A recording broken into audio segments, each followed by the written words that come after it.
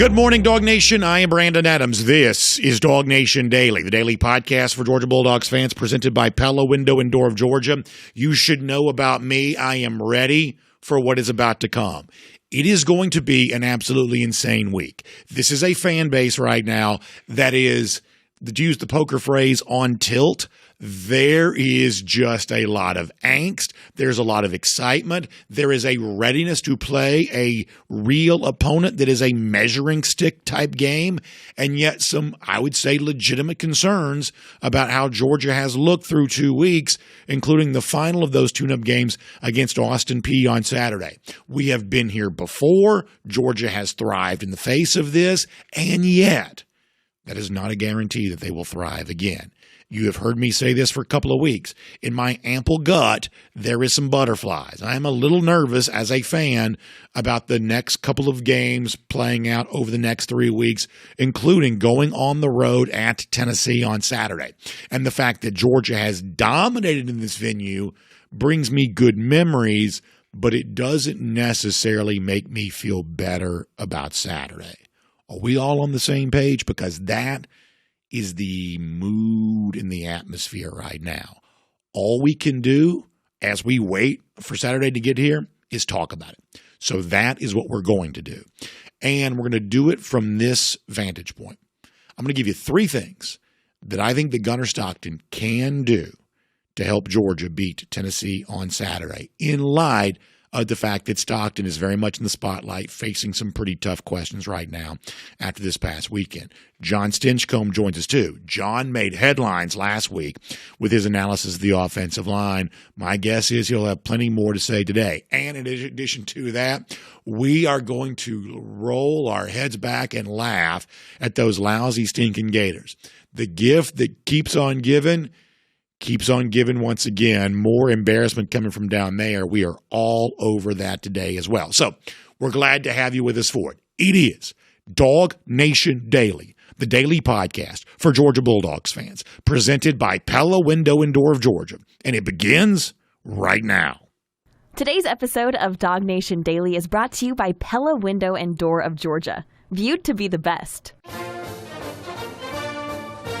Presented by DawgNation.com. This is DawgNation Daily, the daily podcast for Georgia Bulldogs fans. Here's your host, Brandon Adams. As you might imagine, for a show like this today, I had about 50 different ideas for what I thought we could do, what we could talk about, and some of those, time-wise, you just don't have enough time, some of those have to get left on the cutting room floor. Let me give you an example of something that I wanted to do, and maybe one of these days we will do this. I wanted to do this today. I wanted to go back throughout the years. We are obviously in year 11, celebrating our 10th anniversary of doing DawgNation Daily, the daily podcast for Georgia Bulldogs fans, presented by Pella Window and Door of Georgia.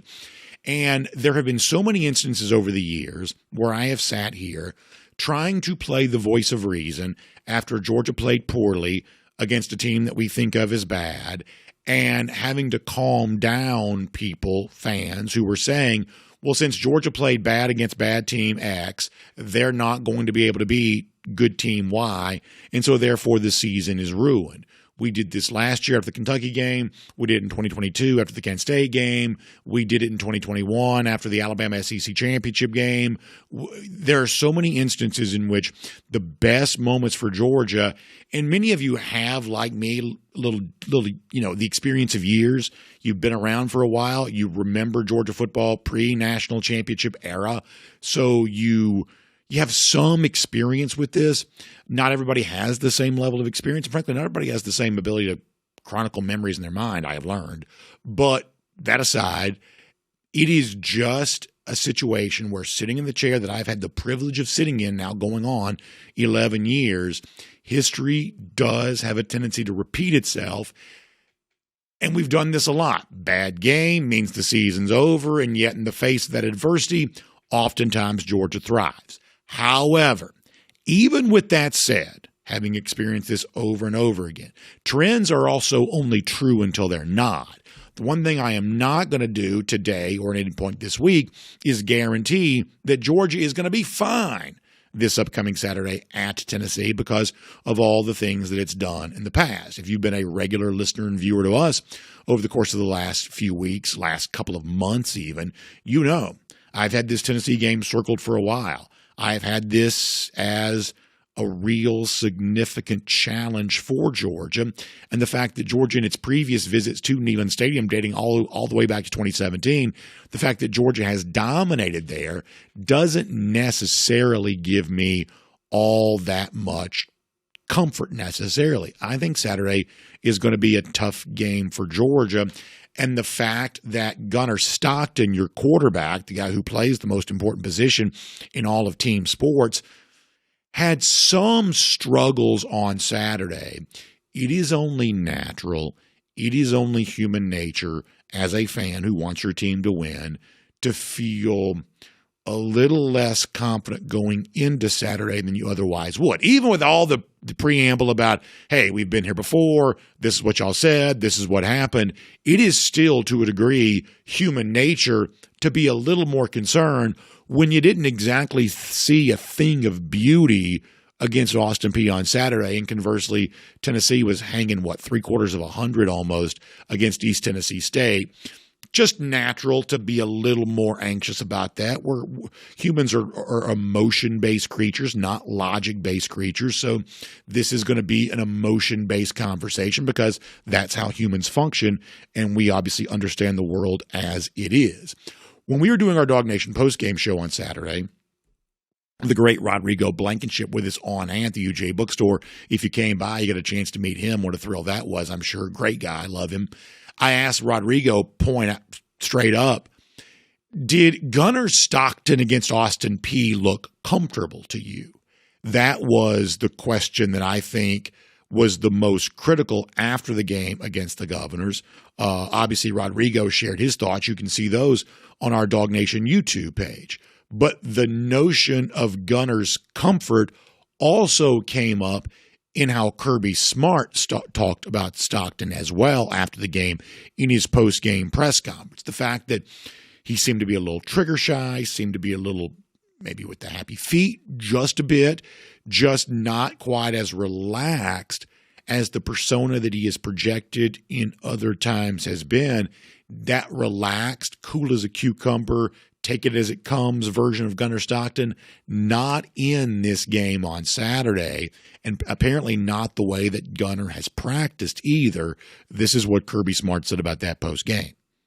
Well, I actually need to see what he does in practice in the game. That's the biggest thing because we take a lot of periods. We took a lot of periods last week to do throwing periods with rush and do pressure pass periods, play, where you have to play in the pocket and win things in the pocket. So we did a lot of that last week in practice, a lot of play action shots where people try to add up and do things. So he did a really nice job of those things all week. He's just got to continue to grow and get better at that and get comfortable with it.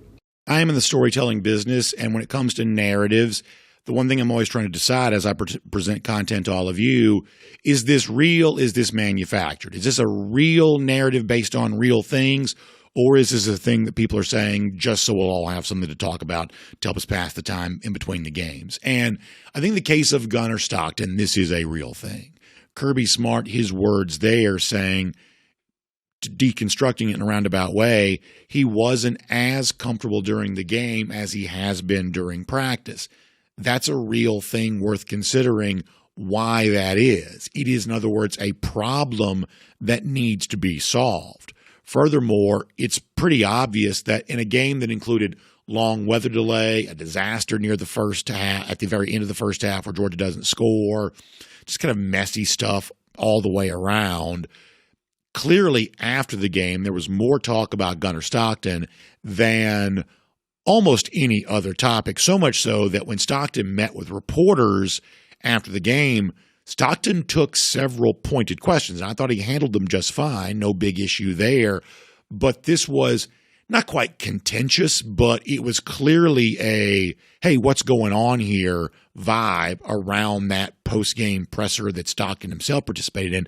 In fact, we have crunched some of this together to give you an idea of the kinds of questions that Gunner Stockton was facing. Clearly, everybody noticing that the offense wasn't quite in rhythm, wasn't quite in sync, and Gunner's, if you want to call it reluctance, unwillingness to throw downfield, seemed to be at the center of that. This is a taste of of what it sounded like post game when Gunner met with reporters. What were you seeing about your dad? There seems some hesitancy in the pocket. What would you say? Yeah, they did a good job of stopping us a little bit. Just got to be a little better in the pass game and just be more confident in it. Yeah, I think it's just for me, just get more comfortable myself and being more confident. I think it just starts in practice. Why aren't y'all explosive right now the way maybe you'd like to be? Yeah, I don't really know why right now. I have to watch tape and see how it is, but Is that frustrating? yeah, you always want to be explosive. So explosives really impact the game. So yeah, I think at the end of the day we won, but it wasn't our standard and how we were supposed to play. So just got to get back to work and make the most out of every practice and treat it like game day. We did a good job at DawgNation of getting 9 minutes of Gunner Stockton up on our DawgNation YouTube page. I watched the entire thing. I think you should too. And it was a lot of that rat-a-tat-tat stuff of almost, like I said, not quite contentious, but certainly a little more tense than a post-game presser oftentimes is. And it was more in the way of pointed questions of, hey, why isn't this? And what about that? And it is pretty telling to me, and I don't want to make it more than it needs to be because goodness knows we're already dialed up to 11 as it is. We don't need to me fanning the flames even more.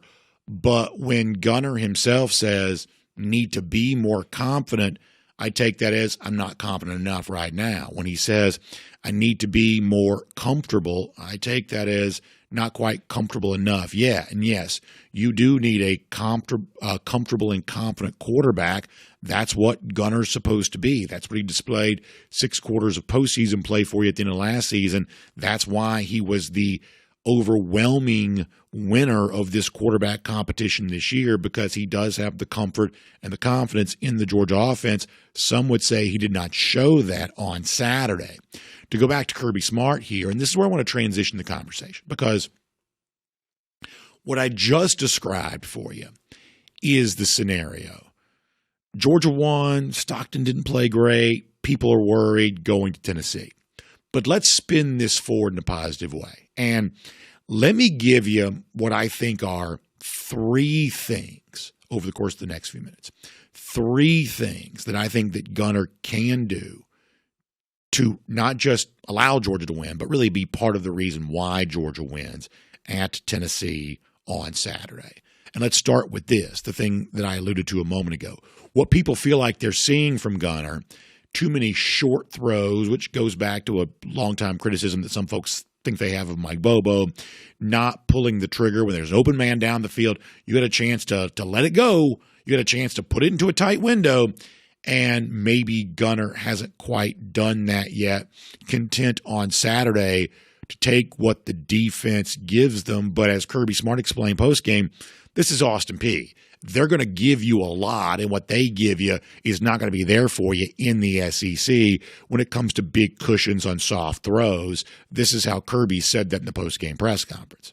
I don't think he does it every day in practice. He does a great job of it. It's more about how people are playing us right now. And there's been 2 weeks in a row that there's just a ton of cushion. And I talked to y'all about it before. I mean, if people want to play like that, you got to take what they give you. And we had some really easy throws and we call them an extension of the run game. When you play in our league, those aren't there. Nobody's giving you that. So when they don't give you that, then you got a chance to hit your shots. And it'll be interesting to see as people creep up in our league, are we able to throw it beyond them? So I think that what Kirby Smart says there is obviously correct. He's clearly a brilliant coach, but it's also worth just watching for yourself. And this is one of the things you can see with your own eyes. One of the things that just, to me, that looks SEC, when you watch an SEC game, the thing that looks SEC, receivers at the line of scrimmage, I love the way that cornerbacks stand in coverage with their hands hang. It almost looks like if you like, my grandfather used to love old Westerns. It looks like an old Western gunfight. You got the hands hanging by the side there, and these face masks are almost touching each other. I mean, it's defensive back right there in the face of the wide receiver because he knows he's going to bump him at the line, and then he's going to run step for step with him every single way. Like, to use bad grammar, it don't get more SEC than that. Cornerback right in the face of the wide receiver, running step for step. Therefore, short throws are harder to make in SEC games than they are against Austin Peay. And you can see that with your own eyes just watching the game in real time. You can recognize that. However, I think there is some important context here. And for like a couple of minutes, I want to nerd out just for a second, because a lot of people, I think, overgeneralize the need to throw deeper down the field and don't properly contextualize what football actually looks like right now at all levels. In fact, I want to show you, unrelated to Georgia football, this is a story. Are you familiar with a website called The Athletic?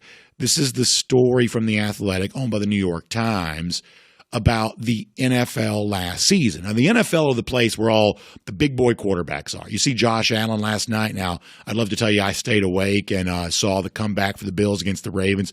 Truth is, I was sound asleep by the time that was done. Woke up this morning to find out about the thriller. But Allen is the, I think, best quarterback in the NFL right now, the perfect embodiment of the big gunslinger NFL quarterback. But even that is not quite as true as it might seem. Let me show you this on the screen here for a moment. Athletic explaining this, that 31% of Josh Allen's targets, this is a story from last year, have been at or behind the line of scrimmage. Okay, so you want Gunner Stockton to throw deep down the field. In a dream world, you'd say, I want him to be like Josh Allen. But as reported a year ago, Allen is throwing at or behind the line of scrimmage a third of the time. So when you see what you think of as the Mike Bobo offense, it's screens and screens. Guess what? That is, to a degree, what football has become. The headline on this story was "Dinking and Dunking to Success." NFL quarterbacks are using short, quick passes at a record pace. For the entirety of the NFL, this is a story from last September, 24% of the league's throws have been at or behind the line of scrimmage. NFL quarterbacks were averaging just 7.4 air yards per attempt.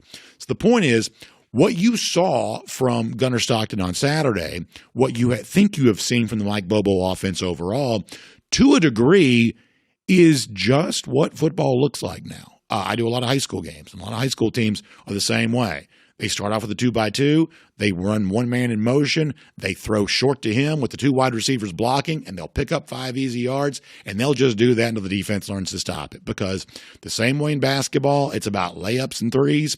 In football, you're trying to find layups wherever you can get them, and the short throws to an athletic receiver is a good way to get layups, and sometimes the game is just as simple as that. So, yeah, Kirby's obviously not wrong because he's Kirby Smart. Brilliant coach. You got to throw deep down the field some, but that doesn't mean every short throw is a mistake. In fact, I know it's a lesser quality of opponent, but Gunner started off on Saturday, 10 straight completions, ripping off about 9.5 yards per attempt. Would you take that against Tennessee? Of course you would. Kirby says, well, it ain't that easy against SEC defensive backs. He's obviously right. But the other caveat to that is that short throws are still a part of even Josh Allen's repertoire. Patrick Mahomes throws short, the best I can tell, every single time.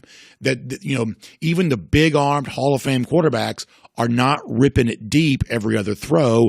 The stats obviously bear that out. So let me then now, and I'm going long, but I'm going to try to keep this going. Let me then now transition to a different idea, that for Gunner Stockton and his success, it's not so much where he throws, in other words, how deep down the field. I think the measuring stick on Saturday is to whom does he throw? Who is targeted on these passing plays? And that is the thing that I think matters more than anything else. That Georgia, we believe, spent very big in the transfer portal this offseason. Just the modern times would lead you to believe they wouldn't be on the team if you didn't. Noah Thomas and Colby Young. And those guys, Noah Thomas and Zachariah Branch. Colby Young they spent big on a year ago. Those guys have got to get major targets and huge completions on Saturday. And at the very least, the trio I just mentioned, Colby, Noah, Zachariah. Between the three of them, they need at least 15 catches. I just think they do. It's not where you throw, how deep down the field. It is to whom you throw. Are you getting the ball to the right guys? Do you have the right guys in the game? And I'll tell you something that makes me think of that. I was listening to Colin Cowherd on Friday, and he had Matt Hasselbeck on. And Hasselbeck was talking about something that happened in the Thursday night game, something Philadelphia done offensively. But he was talking about how when you've got good wide receivers, you got to get them involved. And frankly, I don't care that much about the NFL. I watch it. It doesn't make me feel anything. But listening to Hasselbeck talk about the decisions that Philadelphia had made with its receivers and a story from his own career, it made me think, this is relevant for Georgia football. You have got to make sure your best receivers feel like they are a big part of the game at Tennessee on Saturday. So as a quarterback who played in the Super Bowl talks here, think about this in context of Georgia's receivers. Let me let you hear Matt Hasselbeck. Sometimes you can kind of get lost in the forest on your call sheet. You get that big giant call sheet and you're thinking like, okay, Eberflus, he's in zone 90% of the time. He's in too high. Like you just kind of get lost with it and you're really focused on winning the game. And sometimes what can happen is you can forget that a star receiver is not getting the ball. Like I remember Mike Holmgren on his call sheet, he would have like a whole section. I see it on Andy Reid's. His is, just as big. A whole section for like, get this guy touches. And you saw that they tried to do it kind of late, but I think it's important. I was teammates with Jerry Rice at the end of his career. I mean, he's 40 years old. He's Jerry Rice though, and he would come to me like during TV timeouts, stuff like that. And he'd like grab my arm and be like, hey man, like I would love to feel a part of this game. I would love to feel a part of this game. And as a quarterback and as a play caller, I do think that that's an important thing. When you have a star receiver outside, you got to include them. Do y'all know what gentle parenting is? Now, I can promise you, in the Adams household, there ain't no gentle parenting. I can promise you that. But do you know what gentle parenting is? It's the thing where you're like talking in a very soft voice, and you're, you see it online. It's a thing that exists online. You may have noticed it. To me, Jerry Rice and the story told by Hasselbeck there is the most gentle parenting way of communicating on the sideline I've ever heard. Hey, I would love to feel a part of this game plan. I'd love to feel a part of this football game, going to his quarterback and saying in a very kind, gentle way, will you please throw me the football? I don't want Noah Thomas and Zachariah Branch and Colby Young, Georgia's three best receivers right now. I don't want them on Saturday having to say, boy, I'd love to feel a part of this football game. I'd love to feel a part of this game plan. I want them force-fed. Bang, bang, bang. And if it's short, if it's long, whatever else. Big-bodied guys like Noah and Colby, hopefully on the field at the same time, I think. Zachariah Branch, let him catch it short, make a man miss, whatever else. Throw it deep, let the tall guy just go get it. Just go get a football.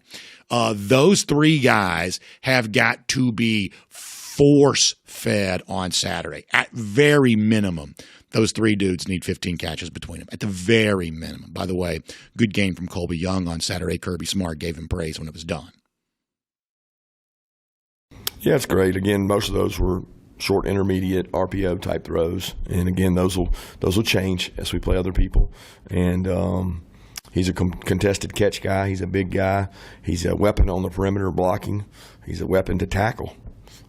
So he's hard to get down on the ground. I'm really proud of his energy and his enthusiasm, the way he leads, and his personality. The team takes on his personality. It's a big player for Georgia. Zachariah Branch, a big player for Georgia. Noah Thomas, a big player for Georgia.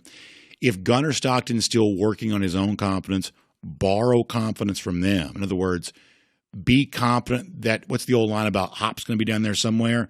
Zachariah Branch is down there somewhere. Noah Thomas is down there somewhere. Colby Young is down there somewhere. If you are still an inexperienced quarterback trying to get your legs underneath you, let Noah, Zach, and Colby be confident in them. Don't worry about being confident in yourself. Trust your game plan and be confident in those dudes, and just know they're down there somewhere. Get them the football. That, to me, is the recipe. Now, there's one more thing I think that Gunner can do to help Georgia win on Saturday. I'm going to tell you about it, but first, let's introduce the show. My name's Brandon Adams, and this is DawgNation Daily, the daily podcast for Georgia Bulldogs fans, presented today by Pella Window and Door of Georgia. Glad you're with us. Video 10 a.m., radio, Athens Sports Radio 960 The Ref, podcast, Apple, Spotify. And then we're, of course, on demand, every single platform in the literal world. Anytime after that, it's going to be a gigantic week around here, and we are ready for it. We're also thankful to our friends at Pella Window and Door of Georgia who make it all possible. Hope you get a chance to see them at the Atlanta Home Show last weekend. We love it when Pella's out in the community because it gives you a chance to put your hands on the product. I'm a very tactile person. I like to feel things, and I love to feel just how substantial the Pella windows are and experience the really cool technology. In fact, if you're watching a video, that's me just touching stuff. I'm always touching things. I love to touch the Pella windows, and I'm fascinated by it. The blinds, the shades, in many cases built into the window. And when it's really hot, I mean, you know, Saturday, you just got humidity was 8 million %. You know, air conditioning's working overtime. You want to feel comfortable on the inside of your house. Well, really well-fitted and incredibly efficient and super technologically advanced windows, the likes of which the Pella window is famous for, that's how you're going to be able to do that. So I think it's time for you to have the experience maybe in-home that I had at the Atlanta Home Show a year ago, and a lot of folks have in the community all the time. If you go to PellaGA.com/DawgNation, that's PellaGA.com/DawgNation, or if you'll give them a call, 678-638-1429, that's 678-638-1429, you can set up a free in-home consultation with one of the Pella folks, and they're going to push you towards something. These aren't pushy salesmen. These are Pella experts who want to explain to you why great homeowners all across our market area are choosing to upgrade to Pella windows to take the best possible care of their home. In fact, we had somebody on our DawgNation YouTube, our good friend Christy on YouTube the other day. It's like, I love my Pella windows. That's the sort of testimonials we hear all the time. So one more time, PellaGA.com/DawgNation, or give them a call, 678-638-1429. Also, don't forget, great savings opportunity right now. How about 0% APR for 72 months? I mean, that's one of the most popular things they offer. 0% APR for 72 months. Make sure you check it out today. All right, we are just an hour late, so we're going to pick up the pace here. Before we're done today, we're going to laugh at Florida, and we are going to laugh mightily at those lousy, stinking Gators. That's on the way. Prior to that, before we get Jon Stinchcomb, let's go around the doghouse, poured today by our friends at Dr. Pepper. So let's dive into this way. So I gave you a couple of things a moment ago I think that Gunner can do to help Georgia win on Saturday. Here's the other thing. And we don't have time to get into all of this today, but for whatever reason, it's getting really hard to win on the road in the SEC. I'm going to give you some of the numbers on that later on this week. Georgia has dominated at Tennessee, but even winning on the road is getting really hard. Yet it seems to me there is a pretty, I think, simple template for what road wins look like. Think about last year. Best moment of the season for Georgia was winning in Austin in October. That was a game in which the total was 55.5. That's the over-under number. You can either bet more than or less than the total points scored. Even if you never bet, understand that as a projection. Projected total 55.5 in the game. There were 45 total points scored. Go back to Georgia's last win at Tennessee. Georgia scored a decent amount that day. 38-10 was the final. But the projected total that day was 59. Even by scoring 38, the total itself was still well below the total. I think if you want to think about the recipe for Georgia on Saturday, you are thinking about an under game. Now, many of you take that to mean, well, that's because Gunner Stockton's struggling so bad, you got to hope you win a low-scoring game. Here is the one thing for any of you that ever do contemplate betting a game you should understand. There are a lot of counterintuitive truths in football, and here's something I want to drill into your brain before you lose your hard-earned money. Bad quarterback play does not always correlate with unders. It just doesn't. Pick sixes, turnovers on short fields, those actually generate points when you're thinking about the point total. So to play an under-style game and play it well, you have to be pretty efficient. And so Gunner Stockton can play well on Saturday, allow Georgia to play the complementary football that it wants to play, control clock, control yardage, just dictate the pace of the game. And that is what success looks like in a league where winning on the road is becoming very tough. So let me rattle through a couple of things before we bring on Jon Stinchcomb. That means that Gunner has to be comfortable in the pocket, but that also means that the pocket has to be protected by the Georgia offensive line. This is something that John talked about a lot last week. This is Kirby Smart also alluding to that from Saturday. I don't question Gunner's confidence in throwing in the pocket. He does it every practice. Just want to see him carry it over to the game and play like he does in practice in the game. And a lot of that comes through the protection he gets in front of him. So protect well, and you'll get the completions you need out of him. Protect well, and you'll get the completions you need, but he's got to be protected well. Don't know that he has been through 2 games here. Is that, though, because of injury? Georgia played, 10 offensive linemen? Is that right? So far this season, they've played 10 offensive linemen. Am I right about that? A lot of injuries, a lot of moving parts. Kirby Smart says he does not want to use that as an excuse. I mean, I don't want to lean on that. We've had injuries every year we've been here, right? I don't run from injuries. We're certainly not who we need to be with Ernest out. Juan being out is a factor, but I mean, it's not like, Juan wasn't here last year. Ernest has played more football, but it's the moving parts right now. You know, the guys bouncing around. This guy's here, this guy's there, but that's part of it. When you have injuries, you got to have a guy step up and be ready to play. Nobody denies that. That's the tough-minded logic you want Kirby Smart to express. There is also the reality, though, that offensive line is a chemistry position group. Guys, I hate to say a word like dance for, these big, brutal athletes, but there is a dance these guys do together. And is there some concern when it's revolving door because of injury and everything else that's going on that maybe the offensive line just doesn't get the chemistry together it otherwise could get? Kirby Smart also talked about that. Well, they ran the ball really well. We had a 99-yard drive where I don't know that we threw the ball outside of an RPO once. So they overpowered a group they should overpower. But as far as gelling, it's more communication, execution. They had a slip up in pass pro, slip up with a guard letting a run through and get Gunner on an RPO. A couple mishaps that we have to overcome. But we got to find ways to be explosive. You got to be able to throw the ball downfield and take shots, and that's probably the toughest thing that I've been most disappointed in. So when it comes to the offensive line, I'm here to tell you, I just don't know. I don't pretend to know more than I do. I don't pretend to be, speaking as a fan, more competent than I am.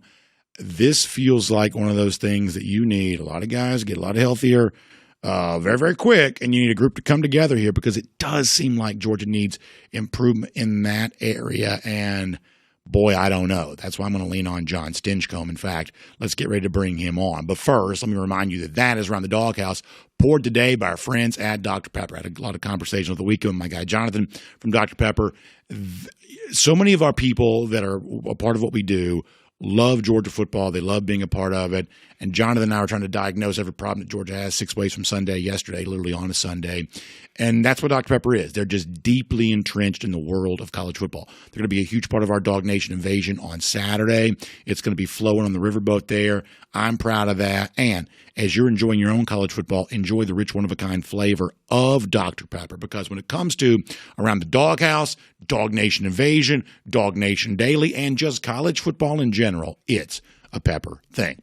All right, so before we're done, we are going to lighten the mood and we're going to laugh at the misery of our hated rival, those lousy, stinking Gators. But more serious business to take care of before we get there.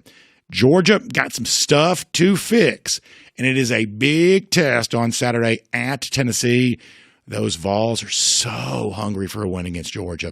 How do we prevent that from happening? Let's talk to Jon Stinchcomb right now, DawgNation Daily, presented by Pella Window and Door of Georgia.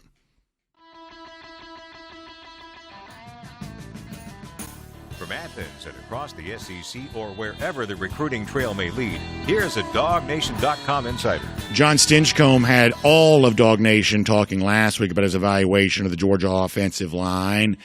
And it wasn't right on Saturday either, I don't think. As I said before, John, I know when to cede the floor. On topics like this, I cede the floor. So tell me what you saw. Tell me how we fix it. Just Give me something here because we got a lot of nervous Georgia fans moving into a big road test on Saturday. Yeah, here's what I saw. I saw our running backs take a step forward. I saw a number of guys. Chauncey Bowens, man, boy, did he have a game. Dwight Phillips, that's a name that Georgia fans are starting to circle and look forward to every time they see him in the backfield. And then obviously Nate Frazier had that fumble, but when he's running, he runs hard. And with all these guys, it's not the first tackler that's affecting them. They're able to make a guy miss or run through tackles. They're reading blocks well. I'm starting with the highlights because offensive line wise, there is room for improvement, and that is a little bit of an understatement right now. You look at the right side of the line, and once we got behind Juan Gaston and Ernest Green, we don't have an answer right now. Jaw Jackson is not there yet. Uni at right tackle, not there yet. Bo Hewley, for whatever reason, he was the next man up in week 1. Wasn't the case this week. Still working through some technical things, if you will. As a whole, so much has been made about Gunner Stockton, but it's what's in front of him. And for a guy who just had his third start at quarterback, a lot of critique for him of not making big plays. Yeah. But not a lot of mistakes there either. Yeah, and I've always leaned back on a game like that on the adage of you don't lose money making a profit. And when he's making these bad plays, when he's missing these opportunities, talking specifically about Gunner, it's still a check down to Cash Jones turns into a first down. A 10-yard throw to Cash Jones turns into a 20-yard gain. So, yes, I feel like he's kind of working through his progression probably a little quick. Is there a reason for that acceleration? Yeah, it's up front, and the protection has been leaky. So there's a lot of work to be done up front. I hear you talking about gelling. I heard Coach Smart talking about gelling as an offensive line.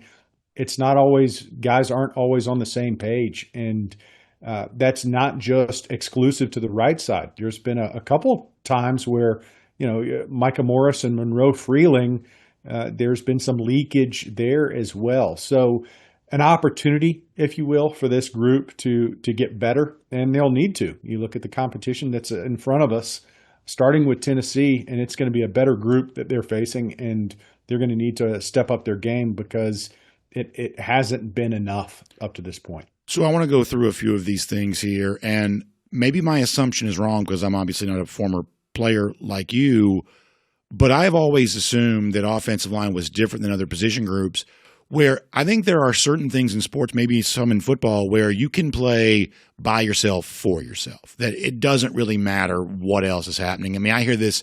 I've had former great defensive players tell me, listen, I don't care what the game plan was. There were certain moments in the game, I'm just going to freestyle. I'm just like, I don't care what's called. Like, I'm just going to go find the football and make a play. And I think that it is possible in certain instances to play by yourself, for yourself, and have that be good for the team. For whatever reason with the offensive line, I have never assumed that's true. You as an offensive tackle, I do think who's the guard lining up next to you matters, and him moving one way, you moving the other way. I do think that matters, that it's hard to judge an individual offensive lineman, much easier to judge how a five play together. You've played, I haven't. Is that true? First off, I'm not going to minimize your expertise. I think we've seen that in the national. Yeah, thank you for media not this being week, Ryan Clark. Yeah, thank you for not being Ryan. I appreciate that, John. Thanks for not being Ryan Clark and putting me in the Peter Schrager role, who, by the way, is outstanding at TV. I would aspire to be as good as Peter is. So thank you for not being Ryan Clark on that.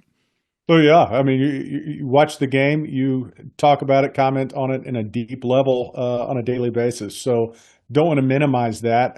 But from experience, you look at it, and particularly in pass protection and against defenses that are trying to confuse an offensive front, being on the same page is vital. And that's what we've seen these first couple of weeks. I think Marshall and Austin Peay both knew you're not going to line up and not move and make things crystal clear and be able to find success. And I think Georgia, in some ways, has improved over the past couple of years, specifically in zone blocking, of letting it kind of sort itself out, not get stuck on a guy, and leave a runner free. And those are areas that have improved. And we still need to improve, because a lot of what we've done this year is not zone scheme, it's man scheme. It's a lot of, anytime you see somebody pull, whether it's a guard or a tackle, primarily, sometimes we've pulled the center, not very often, but those are usually man schemes. And with those, you have an assignment, and it's, I have, this player has X, you have Y, next player has Z. With that kind of motion, with that type of approach, you have to really be cued in on what you're doing and how to get there. And at times, we haven't executed that with precision. And we've been able to create some big creases. We think we've seen that in the run game, specifically in our pass pro. Getting everyone on the same page has not been consistent. I think that's probably the best word. It's consistency. And we've lost some individual battles, but I think what's rearing its head more often than not is getting everyone on the same page and not trying to either A, do too much, or B, unaware of what your assignment is. So when they move, when we're going through pass pro, understanding where to stop a slide, where to start a slide, who has who, it's not always been clean. And that's been a frustration kind of as an outside observer. And I'm sure in those meeting rooms, it's echoed, in that we can be better of just knowing where we're going and who's got whom. I'm going to try not to keep you for an hour, but I do have a few things I want to run through here. One of these you sort of touched on. Safe to say run blocking was much better than pass blocking on Saturday. Oh, yeah, absolutely. So, I mean, you see some individual blocks where you're going, these guys, they have the skills, they have the tools. I think at times, I can go down the list, and if you're looking at highlight reels, each guy has been able to create plays that would fit that. The only problem is that's not how you evaluate an offensive line. An offensive line is based on consistency. And, it looks good if you're doing social media clips, and I can put together a 10-second clip of 3 plays where this player is dominating on an individual front. But that's not how you evaluate an offensive line. And when we've been able to create lanes for these running backs, it's when we get guys on the same page and they're doing what they're capable of doing. And I think that's the point of optimism for Dog fans, is this group is talented. It's using those skills, using that skill set that each player possesses, and unifying it and trying to create synergy across the board by getting everyone on the same page and elevating the game. But the way Austin Peay played, for those, this is a little bit of a soapbox moment for me, for those that are complaining about those, the screen game and the quick shots to the wide receiver, watch the game again, if you will, and watch how many times that front layer of linebackers and cornerbacks are dropping, and where they line up, it's what they're giving to you. And Coach Smart talked about it. It's, we want the explosives, absolutely. But when a team gives you an easy 8-yard play, those hardly ever exist. So I think you take what's given to you, and that's what Georgia did on Saturday. And the storyline, for a couple different reasons, became, we don't have the explosives. Okay, hopefully those come. Hopefully we're working towards those. But when your run game is clipping the way it is, when our running backs are making guys miss, and there's holes that you can see from the stands and say, man, that looks good, and we're able to get the ball in the hands of our wide receivers for 6-8 yards at a clip, hard to complain about those things, but yet we find a way to do that, and also recognize that there's still a lot of opportunity to get better. So the next thing I would ask is, we don't do a lot of like finger pointing around here because it kind of gets a little bit gross, but by way of diagnosis, is it fair to say the left side was better than the right side on Saturday? Oh yeah, it's further along. I mean, you've got each guy has their shortcomings, if you will. But yes, the left side is much more stabilized. They're more on the same page. Still opportunity for improvement, but bigger concern right now is the right side. And Uni bouncing between positions. You've tried Ja, you've tried Bo, you've rotated Donnie in at guard. So a couple different players it was a little bit surprising, if I'm being candid, not to see Calhoun till late in the game. Yeah. I think they're still trying to figure out who's ready to kind of take the reins at those positions, and they don't have an answer right now. To my naked eye, it seemed like Bo Hughley played a lot more in the second half. For whatever, it's what weird, right? It's like week one, he was kind of a main guy. Week two, we didn't see him until second half, but seems like things got better when Hughley came in the second half. Is that fair? Yeah, I think Ja could be a really good player. Long, strong, powerful guy. I don't think he's there yet. And I think they tried to give him that opportunity. And these are inexperienced players between both of them. You're going to have some growing pains along the way. But with where Georgia's at, I don't think you're trying to get those done behind the scenes, if you will. A healthy Ernest Green would certainly help push that ball down the field.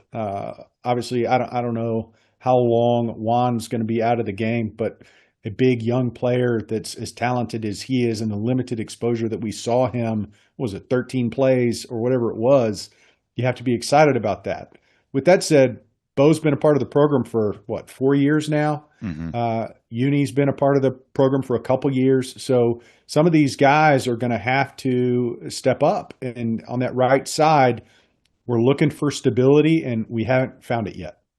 So shifting gears, I do want to hit a couple other topics with you. On the topic of Gunner Stockton, and this is how I asked it to Rodrigo Blankenship on Saturday, and it seems like I've heard enough from you to confirm this as well. I'm always interested in the narratives that form, which ones are true and which ones are just overblown. Quarterback's always going to be a focal point for storylines.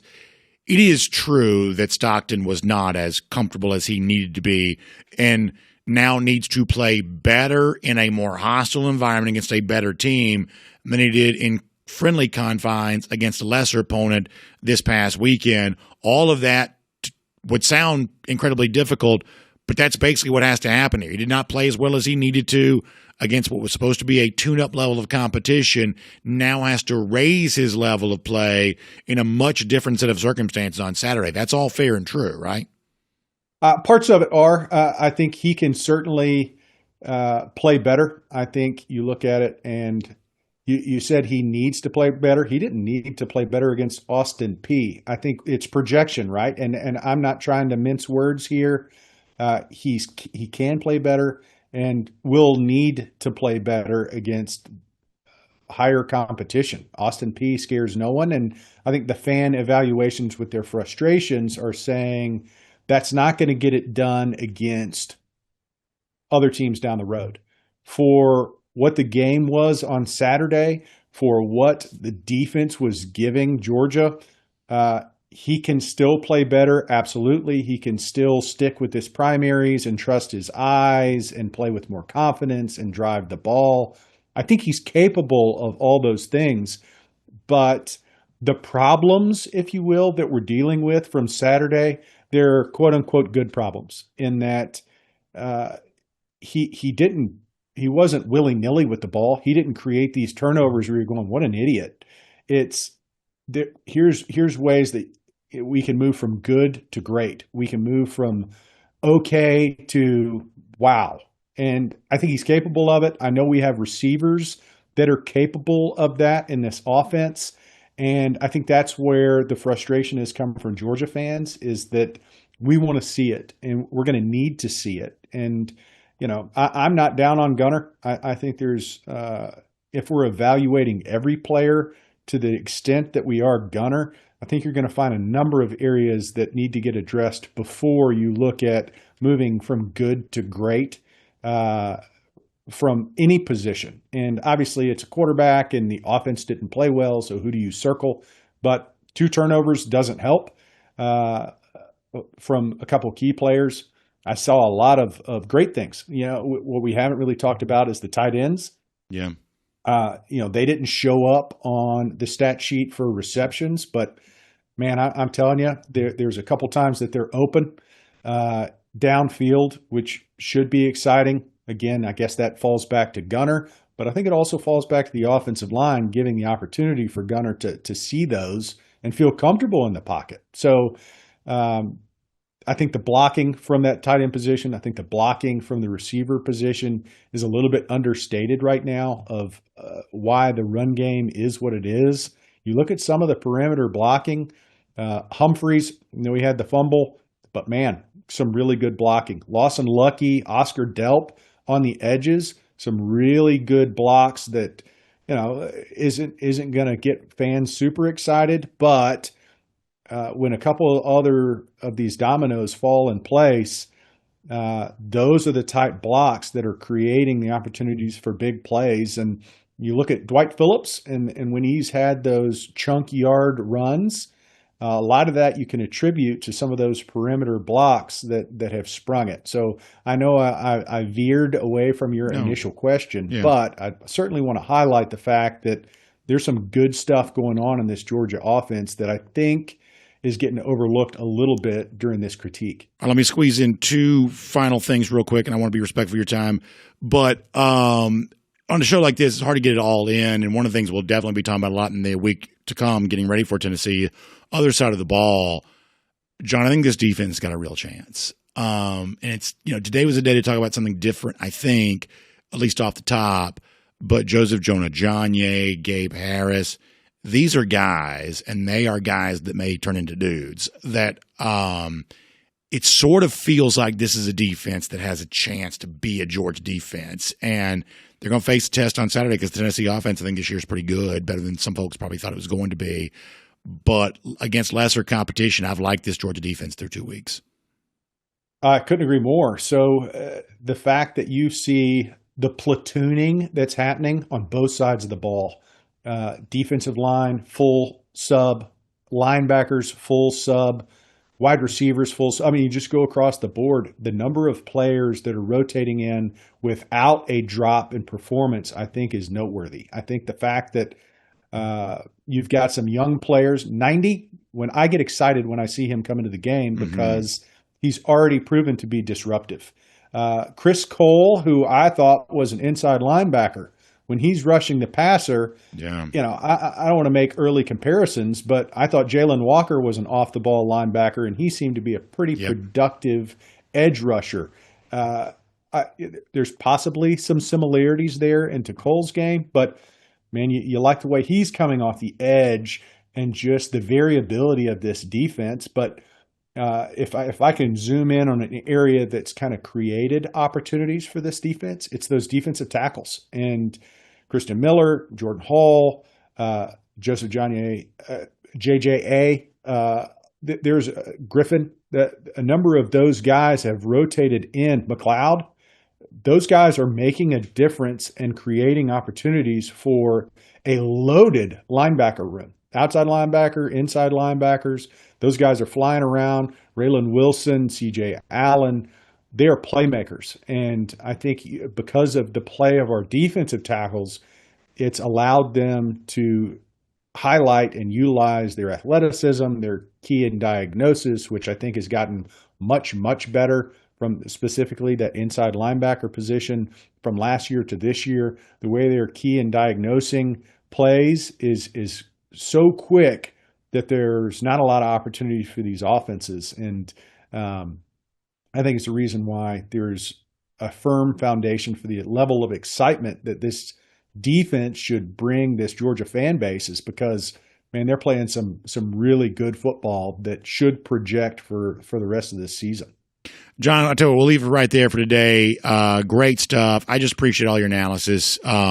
Really thorough. I think you're like me. We all think that Georgia's got a real chance to win this game at Tennessee and get the season kicked into high gear. but clearly a few things to shore up before you do so. And so I think you describe it well, both the positives and some room for improvement. So I appreciate that, Jon, and I hope you have a great week. And hopefully when we get together again this time 1 week from now, we are talking about another incredible win in a hostile environment, and Vols fans left disappointed once again at the hands of the Georgia Bulldogs.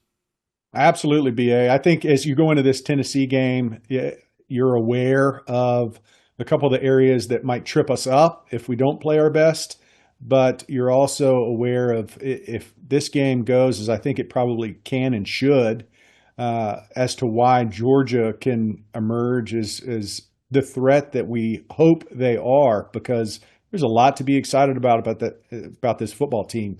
Defensively, obviously, but I think offensively as well. You can shore up a couple of these weak spots that are still transitioning, still trying to figure things out, specifically on this offensive line, right side primarily. And you get those shored up, and you've got a ball club that you got to feel really good about. And there's no perfect team out there, but Georgia's got a lot to feel excited about heading into this slate of SEC contests that they're going to have to play some high-level football, and I think they're capable of it. So appreciate the time, BA. Sorry to be long-winded. No, you're great. You're great. We have taken a lot of your time today, but you've been awesome. I appreciate that. Thank you so much. And right back at you. Go Dogs indeed. We'll talk to you very soon. Sounds good. Let's take a look around the rest of the league. This is SEC Through. Yeah, it's just one of those kind of weeks where you can cut it up 15 different ways, and I promise you we will, because ultimately this game on Saturday is really going to be about, I talked about it earlier, it needs to be an under game. We'll let the line and the total stabilize, then we'll get more into it, but it needs to be a game played below the expected pace where Georgia can win, but it needs to do so on its own terms. That goes back to the spring conversation, the entire offseason conversation of better stopping the run, better against the run. If those things can be taken away, if you can take away the Tennessee run game, if you can produce run game of your own, then everything gets easier. But obviously for today, just given the chatter post-game after Austin Peay, this one needed to be about Gunner Stockton. But much like I've been saying, the entire season will not be a referendum on Stockton. Saturday really won't be a referendum on him either, but he does have to make a strong contribution. So that's where all that stands. There is a lot to discuss about that in the days to come, and you better believe we'll be doing all of it. Now, when it's all said and done and whatever happens on Saturday just becomes a memory in our mind, we'll get together and celebrate all of this on our DawgNation cruise this April. And I would love to have you be a part of it. It really is DawgNation at its absolute best, because during the year, this weekend's a perfect example where I'm doing high school football on Friday, I'm running the game on Saturday, then running home after that, at the ballpark with my son all day yesterday, running to work here today. Most of us just live our lives at that pace. Seems unsustainable, somehow we do it. But when you get on a Royal Caribbean cruise vacation, for those few days that you're on that ship and you're sailing at sea and you're going to Nassau in the Bahamas and you're going to Perfect Day Coco Cay, it's a completely different pace. It's more relaxed. And you can just take in and stop and enjoy and appreciate really the best stuff in life. Good food, some fun beverages, some great people, some fun stories and memories and all the things that we share collectively as Georgia football fans, all on board Utopia of the Seas. So if you've heard us talk about this before, I would say this is a great chance for you to experience this now. Give Jessica Slater a call. Jessica Slater is a travel advisor. When you talk about a DawgNation cruise like ours that takes hundreds of people on board, well, it takes a great travel advisor to keep all of that straight and manage all of that. And that's what Jessica Slater does for us. So you can give her a call, 770-718-9147. That's 770-718-9147. You can also email her, jslater@dreamvacations.com. She'll get you ready to go for a great DawgNation cruise, April 20th through the 24th. Sailing out of Port Canaveral, going to the Bahamas on a gorgeous ship, Utopia of the Seas. It's the newest in the Oasis class of ships. Awesome ship. It's all going to go down this upcoming April, so let Jessica Slater tell you more about it, and we'll see you on the DawgNation cruise. Okay, now, that said, let's lighten the mood, and let's get ready to laugh at those lousy, stinking Gators, who not only lost on Saturday to South Florida at home as a 17.5-point favorite. They once again did so in embarrassing fashion. And just for a moment, can we put this in proper context? So the prevailing conversation of today will be, and this week will be, how can Georgia maintain its long winning streak against a hated rival Tennessee? But y'all got to realize, when we first started doing DawgNation Daily more than 10 years ago now, the prevailing conversation was, wouldn't it be great for Georgia to win one of its rival games, beat Tennessee, which it had not done in a little while, beat Florida, which it had not done in a while. And now, over the course of the time that we've been doing this, not only has Georgia become the standard in college football, the once hated Florida, the once begrudgingly respected but, despised Florida, they're a total laughingstock now because they lost again. And once again, it's totally embarrassing the way this goes down because there's a defensive lineman named Brendan Bett, and he spit on a guy. Literally, we did the spit show on Friday. Now we're going to do spit again when it comes to Florida player. He spits on a guy, gets a 15-yard penalty. South Florida goes on a drive, and ultimately that wins the game. It's like the golden shoe all over again. And you better believe Georgia fans are talking about this all over the place. In fact, let me give you a taste of this here right now. I'll run through just some of the many messages that I got. William Billy Ray writes in to say, we might have to rename the Golden Shoe Award after the Florida-South Florida game, call it the Hawk Tua tribute. Now, I ain't going down that road. I promise you that. But he says, I also know, we're not exactly blameless on this when it comes to Jalen Carter. But there is clearly a belief that we do need to do something to commemorate this, because not only does Billy Ray say that, somebody else also says that as well. Kathy Caiaccio writes in to say, what prop can you add to the show? Because this guy deserves a golden shoe. And she shares the video of the spit and the drive and things like that. Here's the problem. And different people are a different way about this. This is just my way. I don't do gross at all. Now, a lot of you know I'm a very family-friendly guy. We don't do cursing and things like that. This is not Barstool. We don't do that sort of thing. I'm not mad at them for being Barstool. We just don't do a Barstool style show around here. We just never really have. I aspire to be the most family-friendly, college football show out there. That's my aspiration. But in addition to not doing anything profane or whatever else, I don't do gross. I just don't do gross. I don't do gross at home in my private life. I don't do gross.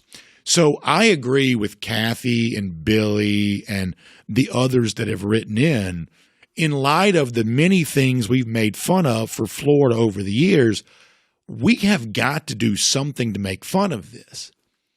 But I can't do like a bronze spittle. I can't do that. I just can't. That is not authentic to me. I don't do gross very well. So what can we do because last year we had the water bottle that was on the desk. Remember the water bottle? Because Billy Neighbor couldn't get the water bottle open, and so we had a big fun thing with that. We do need to do something with this because Florida's misery is my mission. So we do need to do that. But if it's, I just cannot do like a crystallized or bronzed version of spittle flying out of some guy's mouth. That just is not what we do. We just don't do that around here. But we do want to commemorate another embarrassment for Florida. A little easier to do that with a thrown shoe than it is with errant spit. But nonetheless, we'll see if we can figure something out. Cody Chafin's helped us with the bottle thing a year ago. Maybe I'll see what he thinks about this. Or if you have an idea, what can we do as an artifact, as a prop, as Kathy calls it? What can we do as a prop that's not just gross? Because I don't know. I don't think the world really wants me doing gross stuff. At least I hope not, because I don't like doing gross stuff either. But there is more fun to be made fun of Florida. Our guy George on Tap noticing that after beginning the year, perhaps inexplicably in the top 25, Florida has now been relegated into the also receiving votes category. Here we are just 2 weeks in the season, and y'all know the schedule they've got to play. one of the gauntlet SEC schedules, one of the toughest of all. Also Miami, and y'all may have heard Carson Beck loves football again, so that's going to be a tough football game. The Florida schedule gets tougher, and yet Florida already, before you get to that, is losing at home as a 17.5-point favorite, relegated into the also receiving votes category. So Georgia on tap is having fun with that. And then, I'm minding my own business yesterday, and lo and behold, Florida Athletic Director Scott Strickland, to give you an idea of how bad all of this is, he had to release the dreaded statement. Now, this is worth dissecting for a couple of minutes. Let me show you the Strickland statement, and this is going to be a little small, so if you don't mind, can we go full screen? Yeah, can we go full screen with the statement? I tell you, one of the things that bothers me a little bit, there are a few things in life that I try my best to ignore, and they become harder and harder to ignore. The one thing that's getting harder for me to ignore is I can't see at all. When we put stuff on the screen, sometimes it's not for you to necessarily be able to read. It's just to provide photographic evidence that it does exist. I'm not expecting you to read this statement, but I need to read it to you off the monitor, and man, my eyesight's getting bad. This is one of those things I just won't admit that I can't see, but with every passing day, it's getting fairly obvious that I am virtually blind. Anyway, Scott Strickland writes this message I have to look at the big monitor to make sure I can see this. He says, I want to let you know that Billy Napier will continue as Florida's football coach. Can we just say this for a second? The fact that your athletic director is having to tell people 2 weeks into the season, to quote the old line from Hoosiers, coach stays. I mean, that just gives you an idea of how bad it is down there in the swamp right now. He says, as we've seen this past weekend, this team and staff did not show a Gator standard. I think the problem is they have lived up to the Gator standard, at least as of late. That's why we all enjoy it so much. He says, but like in the past, their resolve, effort, and execution are evident in their performance and growth each week, building a foundation that promises greater success in this next season and beyond. Okay, but here's the problem with this, and I won't read the rest of it because it's all basically the same thing. Here's the problem with this.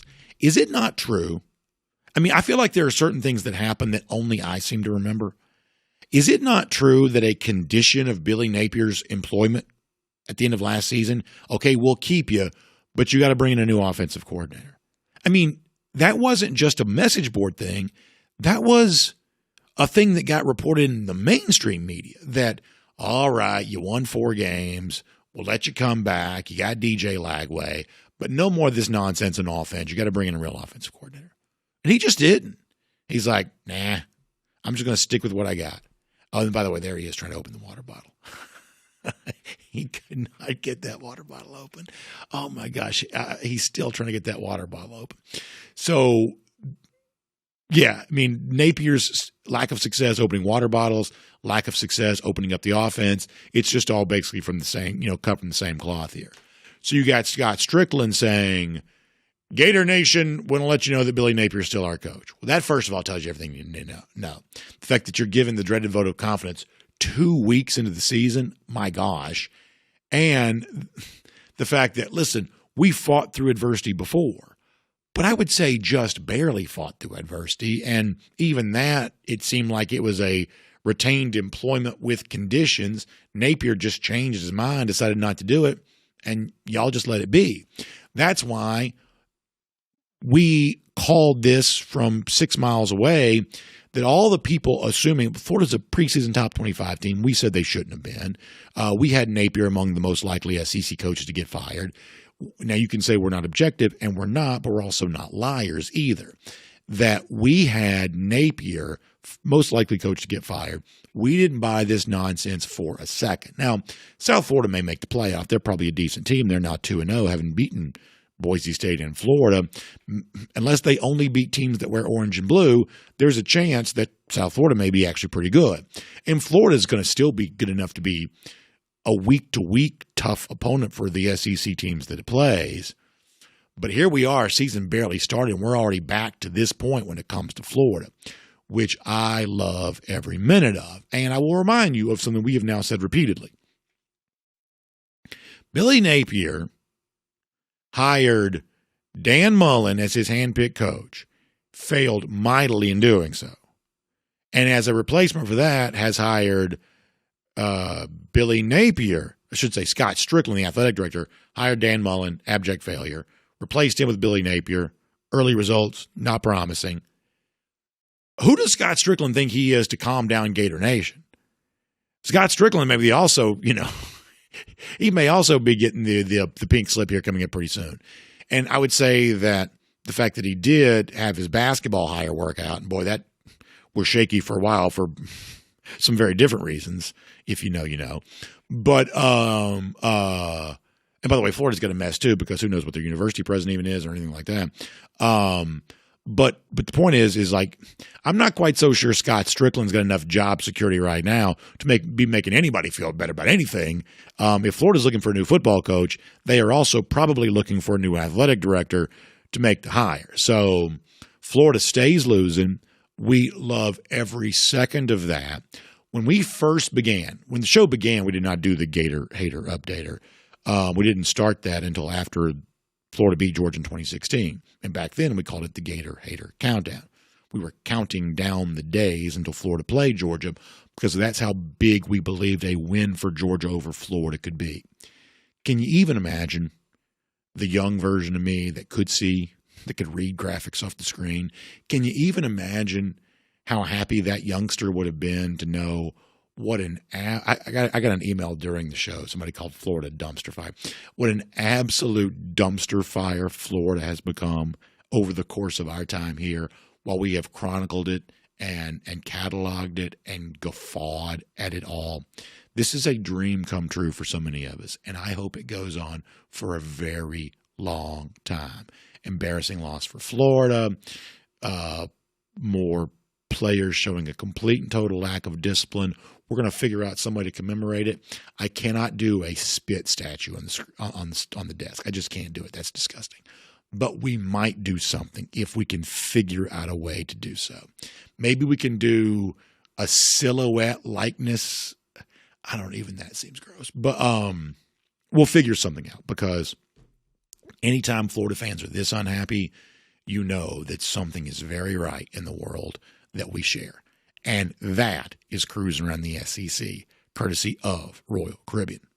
And to wrap things up today, as I said before, we are, without a doubt, the most family-friendly show that talks college football anywhere in the world. That is my goal. And so therefore we celebrate families. And that is our golden shoe today. JT Cougar writes in to say, look how much our little one has grown since the last time we got a golden shoe. He says, we're blessed beyond measure. We're here screaming, go Dogs, love your show, and let's beat Tennessee. # golden shoe. Love to see young fans growing up being raised right and taught how to be great Georgia Bulldogs. Love good parents who do so. No better gift to give your children than the gift of Georgia football. And I love the fact that so many families are out there saying, let's beat Tennessee, let's get some golden shoes, and let's get ready to have a good time. Things are all well around Dog Nation when that's true. JT, I appreciate you sharing that. Now, speaking of I'm talking about lousies they've ever been, lousy stinking Gators. How about 1,766 days? That is how long it's been since Florida's beaten Georgia. That is our Gator Hater Updater. Y'all have a great day. Back tomorrow. More talk. Diagnosis, if you will, about how Georgia can beat Tennessee. We'll see you then. DawgNation Daily, presented by Pella Window and Door of Georgia. And on video. Time now for the R.S. Andrews cool down. R.S. Andrews, the one you turn to for your air conditioning, heating, plumbing, and electric needs. They show up on time. They do the work that's promised for the price that's promised. You can trust them on all of that today. So, whatever's on your mind, we shall chat it up here. So DT says, there was a guy in my high school back when Lilburn, Georgia was fairly rural, who had his girlfriend trained to hold his spit cup to his lower lip. I wondered what else he had. I'm not sure. Listen, my great-grandmother had two sisters, and they used to dip snuff. Do you know what snuff is? They used to dip roosters. To give you an idea of the very noble lineage that I descend from, my great-grandmother and her two sisters dipped rooster snuff. And when I tell you these were women now. These are women. when I tell you they had the nastiest spit cups I have traumatizing as a child. These just so gross because they take a little plastic cup and a paper towel and just the most just disheartening bile you've ever seen. Just ugh. You're always afraid as a kid that you're going to get mixed, like you're drinking something. I don't know. You're always afraid you're going to get the cups mixed up. It's so gross. And I was raised wonderfully. I loved, they were great. They just dip snuff, which I don't even know that they even still make snuff. I don't even know like if that's even still a thing. Because it wasn't like smokeless tobacco the way that sometimes, maybe you grew up playing baseball or something like that. You don't see as much of that as you used to, but it was a powder and it came in a can, not a cup that you put in your back pocket, but like a cylinder can. It was so gross. So when you talk about a dip cup, trust me, I had a lot of those. A lot of those. DT says, how about the golden solo?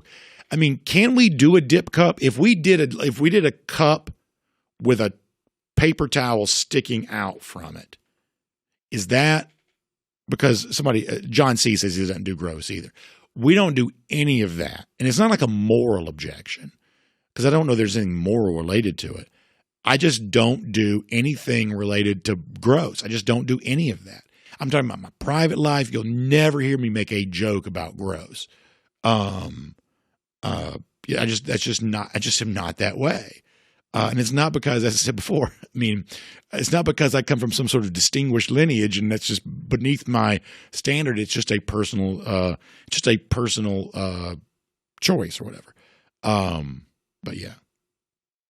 I did actually Google Florida Gator snuff can. Does not exist. Okay, so there is no officially licensed Florida Gator dip cup. Maybe we can make one. Dog fan 115 says a golden spittoon. So I was trying to think about this last night. I feel like I've heard that word before. A spittoon is a thing, right? But I couldn't really find what I was looking for. Is a spittoon a thing? I feel like that's a word I feel like I know. Okay, so a spittoon is a thing, but here's the problem. It doesn't really look like what you think it would be. And I guess, is it a thing for like wine tastings? Is that what it is? You take a little wine and you taste it and you spit it out. Because listen, a lot of these people go wine tastings.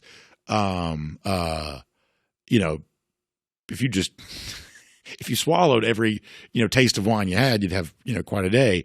So sometimes you spit it back out. You taste it and you spit it back out. But the spittoon doesn't really read as anything. It just looks like a chalice or something like that, almost like an urn.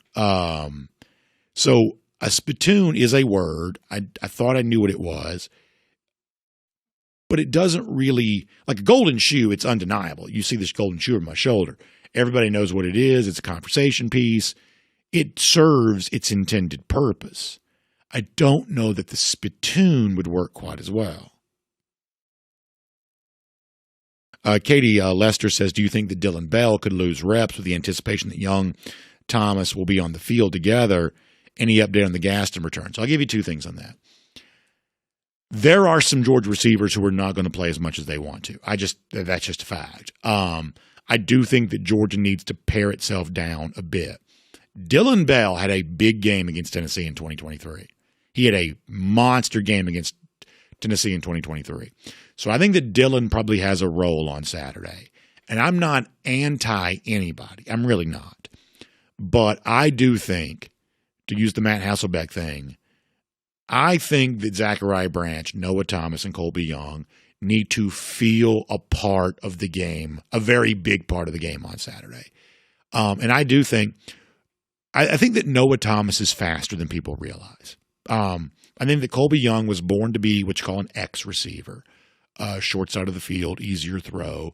I think he was born to be an X receiver, but I I mean, unless I'm just an idiot, I think that Noah Thomas is fast enough to play the Z. I think he is. I think he's faster than people realize. So I want to see XYZ going across, not for the whole game, but a lot. I'd like to see Colby, Zach, Noah. I'd like to see them in the field together. I really would. And when you want to run 2 tight end sets, which Georgia's going to want to do, I want to see Zachariah Branch still in the game somewhere on one of the outside spots. Now, listen, how you actually execute that, I don't know. But I do want to see it. Jerry Dogfan says he thought a spittoon was in every household growing up. Was it? I thought that was like a fancy wine tasting thing. But the truth is, I don't know. I've heard the word spittoon before, but I don't clearly, growing up in Northeast Georgia, I'm not sure I know what that is.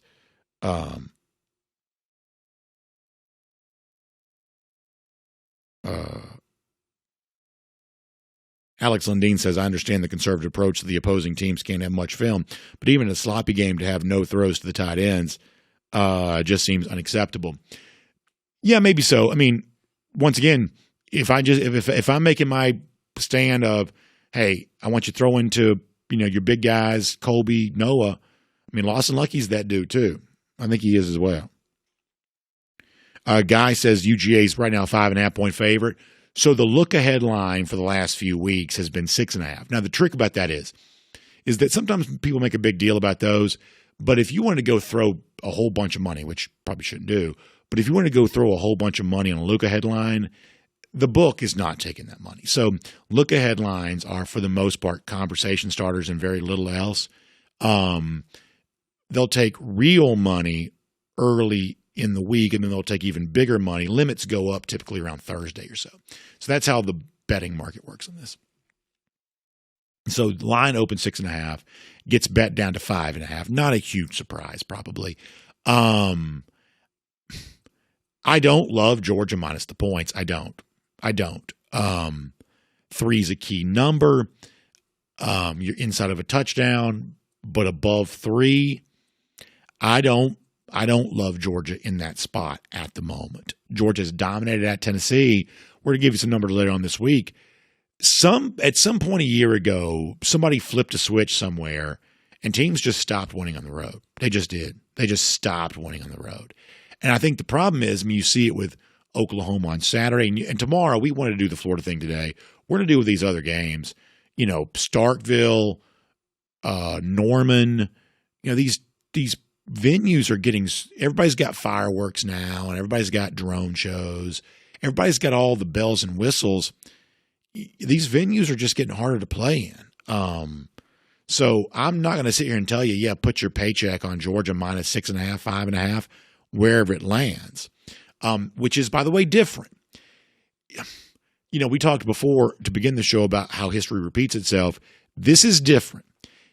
And we said this at the time. You'll remember this if you were with us 3 years ago.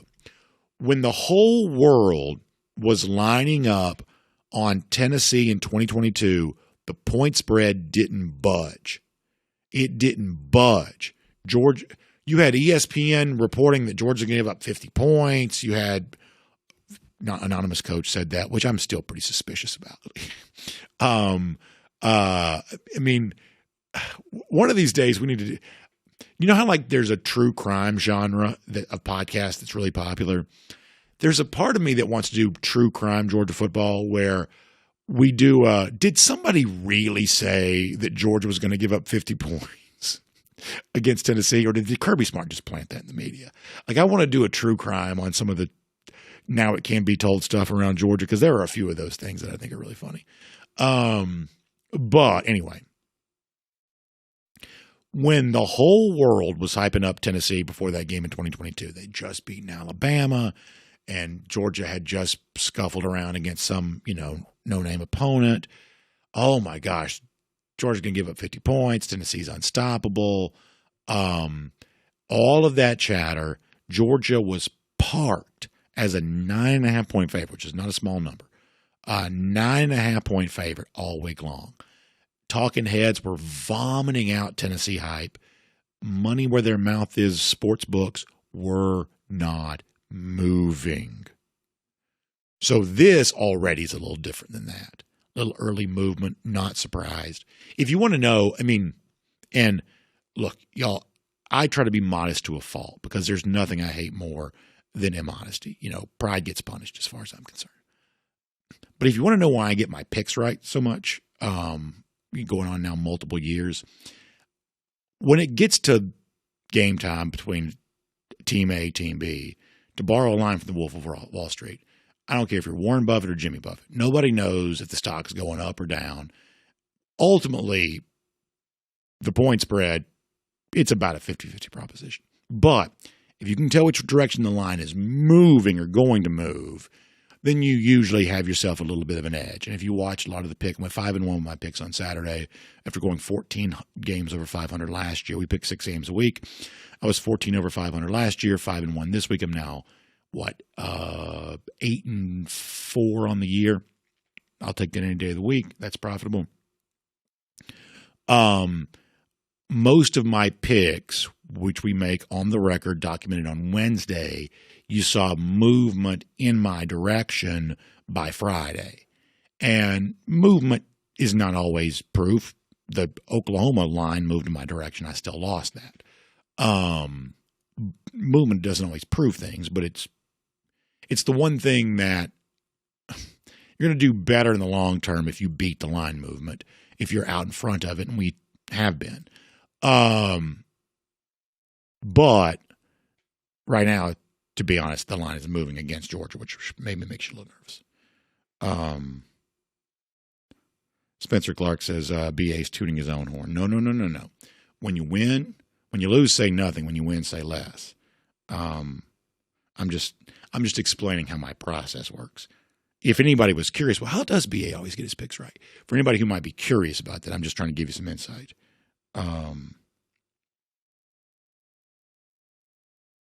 All right. By the way, I pulled up Facebook, and I'm not really on Facebook, but right when I pulled it up, it showed me a memory because we're going back 8 years ago, would have been in South Bend getting rid of the Notre Dame game, and it showed me a picture from that. Wow, what a blast from the past that was. DMart42 says no. He doesn't want any, as he calls it, commemorative hardware, which is a funny way to describe it. He wants no commemorative hardware for spitting. He wants none of that. Doug Rayburn says, now we know how BA affords all these cruises. I tell you this, one day we may talk about, if you want to take a free Royal Caribbean cruise, there's a way to do so. I don't know that I'm fully authorized to talk about exactly how that goes down, but if you want to take a free Royal Caribbean cruise, there is a way to do so. Maybe one day we'll do that on the alternate channel. I'm talking about using your, casino knowledge, things like that. If you want to take a free Royal Caribbean cruise, there is a way to do so.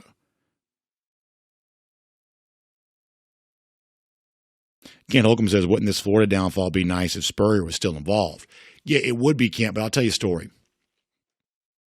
So we were in the press box in 2017. Florida was getting drilled by Georgia. And for people who've only been with us for a few years, or I was thinking about this today, if you were 10 years old during the pandemic, you're 15 today, or at least some of you'd be 15 today. That means for many of you, your only living memory of Georgia football is as a dominant football team. Or if you were 15 during the pandemic, you're 20 now. You went through high school with Georgia only being a dominant team. You got to understand something. That is not the way I grew up. That's not the way that many of us grew up. And when Kirby Smart was first hired, the idea that Georgia would become as dominant as it is now, that was not a given. It was not a given. So when some of this stuff started happening, it was so thrilling. And when Georgia's just drilling Florida in 2017, after having had long decades of losing to Florida, It was so satisfying, so satisfying. And, Kent, to finish my story, so in the press box in Jacksonville that day, Steve Spurrier came into the press box, and he's so upset. He's mouthing off something like that. He was so disappointed that his Gators were playing like that to Georgia. So, yeah, it would have been nice to do this to Spurrier, but we essentially saw Georgia do this to Spurrier in 2015. Basically, as I would like to describe it, ended his coaching career by embarrassing him in that game. He got Grayson Lamberted into retirement.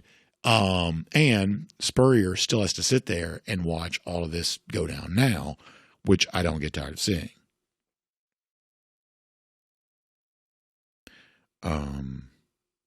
Let's see what else. Bill Sanders says 15 during the pandemic. I was 15 during the disco era. So there you go. Josh Obb says, when I grew up, Jacksonville was a house of horrors. Yeah. Because I do love the cocktail party.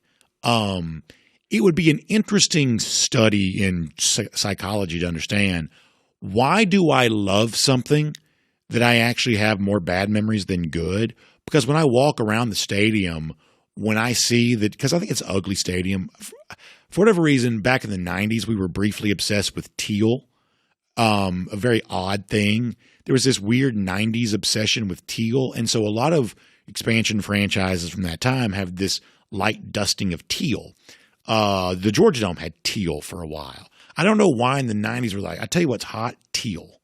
And so there's all these, teal accents around the stadium in Jacksonville, and it reminds me of the era of when I first started being able to be, able to come to a Georgia-Florida game, travel down there and be a part of it. It's all bad memories. I mean, I went so many times before I ever saw Georgia win, and even that 2004 for me wasn't that satisfying because it was, Ron Zook had already been fired. I mean, I have miserable memories growing up going to the Georgia-Florida game, and yet I still love the cocktail party somehow, some way, still love it, but it's mostly bad memories now. But lately, though, history's now being rewritten. By the way, Henry Dion is laughing about my great-grandmother and her two sisters. Yeah, I'm telling you what, many of you think I come from nobility, but no, I'm a proud member of the most rural parts of Northeast Georgia, and I grew up like it. Happiest childhood in the world, though. I mean, you would not believe how happy my childhood was. Would not believe how happy my childhood was. But, yeah, even the ladies in my family dip snuff. That is a true story.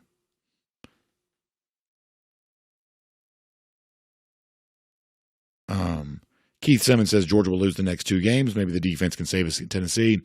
And you may be right. I mean, look, do y'all ever watch CNBC? This is not politics. CNBC, Bloomberg, Fox Business, or you read like Motley Fool and some of these things that cover the financial markets. Here is the one thing that you see in financial markets a lot. I'm talking about the punditry within financial markets, except for the one guy everybody always makes fun of. He's not quite like this. But the rest, it always sounds smarter to be negative. And I'm not picking on Keith. I'm just pointing out something. That if you tune in to the Bloombergs, the whatever, there's always going to be somebody saying, I'd preach caution when it comes to the so-and-so market, signs point cloudy, could be a recession. It always sounds smart to speak caution when it comes to the economy. There's a joke in economics that economists have predicted 15 of the last 3 recessions. In other words, there's always going to be an overabundance of negative predictions. It's just a way to sound smart. That's the way that works. Some of you live in that world, you may know it. Others of you don't care. It's just an analogy that I'm making. In Georgia football, this is how that shows up. And as I said before, maybe we need to do this. But I was going to today if I had more time. The show is already 17 hours long as it is. They're begging me to make the show shorter. We're cramming so much into these shows. I could not fit one more thing in. But maybe I need to do a montage of the last 5 years worth of me saying, look, I realize it doesn't seem great for Georgia. let's just see how it plays out. Because there's always going to be the Bloomberg version of the Georgia football person online saying, I'm telling you right now, Georgia's going to lose. Well, eventually that person might be right. They may be right on Saturday. But 15 of the last 3 Georgia losses have been correctly predicted. I was told they had no chance of beating Texas last year, had no chance of beating Tennessee in 22, had no chance of beating Michigan in 21. Y'all, this stuff happens all the time. And it's always citing evidence. It's always, well, look at the way they played against Kent State. If they can't play this way against Kent State, you're sure as heck not beating so-and-so. Or if they get beat by Alabama, there's no way they're bouncing back and beating Michigan. All I can tell you, we just talked about the odds a moment ago. Odds makers have the internet. Odds makers have a TV package. They are seeing the same games you are. They saw Tennessee score 70. They saw Georgia score 28. And on a neutral field, the odds makers think that Georgia about 9 points better than Tennessee. On a neutral field, they think Georgia's somewhere between 8 and 9 points better than Tennessee. Odds makers are sometimes wrong. They are sometimes wrong because there's what you call variance. Games just have a high variance. Football is a funny shaped ball. It takes funny shaped bounces. Football is a variant sport. And there are plenty of people on whatever your preferred Georgia football conversation is. You know, our chat, social media, whatever else. There are plenty of people who are sure that Georgia's going to lose. And I'm not picking on the commenter. I'm glad he's here. His comments are welcome as far as I'm concerned. And critical analysis of a shaky performance, that's what we are. Monday morning quarterbacks, that's what we do. I'm not mad about any of it. As someone who's been sitting in this chair for 11 years, when I started this show, I had no gray hair. Now I've got certainly not none. There is always a hefty dose of there's no way Georgia can win going into whatever the big game is. The naysayers won't always be wrong. But the presence of naysayers doesn't make me more nervous than I already was. Does that make sense? Is that fair? All right, let's do 2 quick minutes and let's get ready to go. What else? Bill Sanders says, I think the show needs to go all the way to noon and make it 2 full hours. One of the things I have thought about is, actually, let me not say that.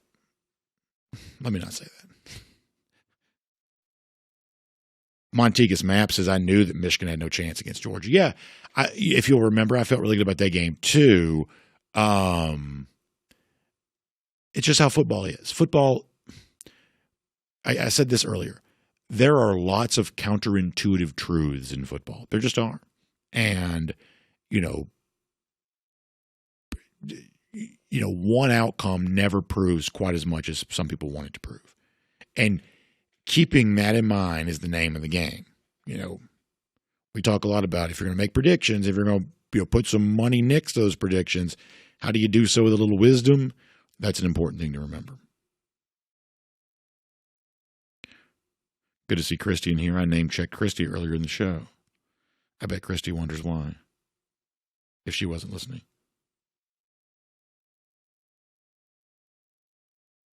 Yeah, James Schofield says, look up a brass spittoon. Yeah, I looked at the picture one a little earlier. I just don't know if it looks enough like what it is.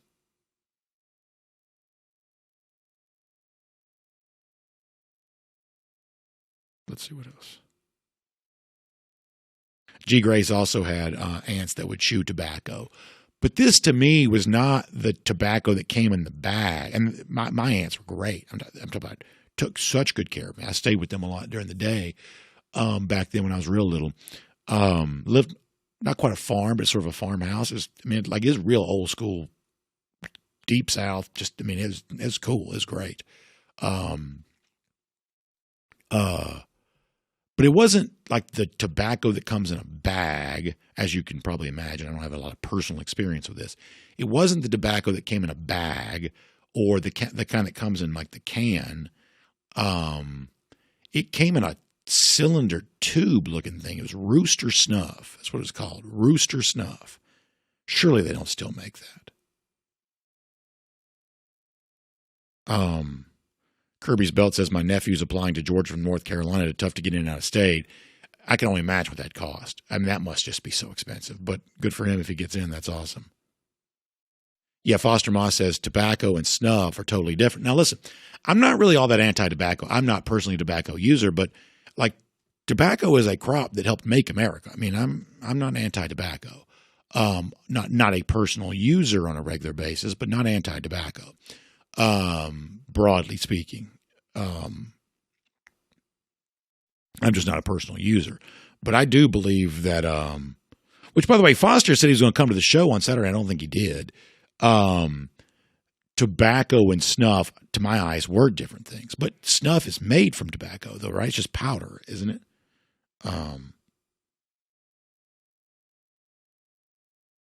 Randall Thagard does want a brass spittoon with a Gator logo.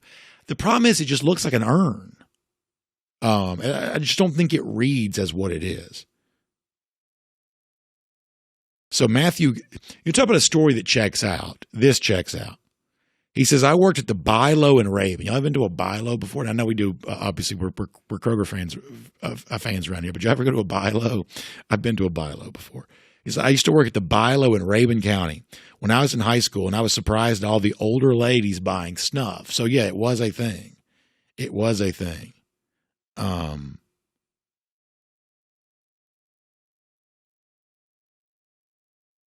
Yeah, so.